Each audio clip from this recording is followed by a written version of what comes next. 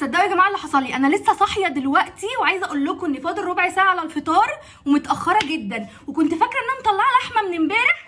اللحمه زي ما هي مجمده وانا مضطره دلوقتي انزل افطر بره. وصلت بقى يا جماعه المكان واخترت ان انا اقعد قدام الفيو التحفه ده عشان اكل كده بمزاج. والمكان بقى اسمه بوسبورس، ويا رب اكون بنطقها صح لان انا شاكه في الموضوع ده. المهم اول حاجه عملتها ان انا فطرت بتمرايه، وبعدين بقى ابتديت ان انا اعمل الطبق بتاعي. اول حاجه طبعا الشوربه، انا هنا اخترت في شوربه فراخ بالكريمه، وكمان كان في لسان عصفور، وكمان ما نسيتش ان انا اخد معلقتين سلطه كده علشان ضميري بس مش اكتر. ولفت نظري حاجه حلوه قوي يا جماعه، انا اصلا كنت رايحه متاخره وقلت خلاص يعني انا هروح الاقي نص الاكل خلصان، ولكن هم بصفه مستمره بيبقوا متابعين الاكل واللي بيخلص بينزل غيره. وحتى لو جايين في ميعادكم مظبوط وخلصتوا اكلكم ومحتاجين اكل تاني هتلاقوا من غير ما تستنوا وقت معين، والموضوع ده بيستمر من الساعه 6 لحد الساعه 8. المهم يعني انا عملت الطبق بتاعي المحترم، وتعالوا اقول لكم اكتر الحاجات اللي عجبتني. مبدئيا كده يا جماعه الكفته والكباب والشيش بجد كانوا تحفه. المشاوي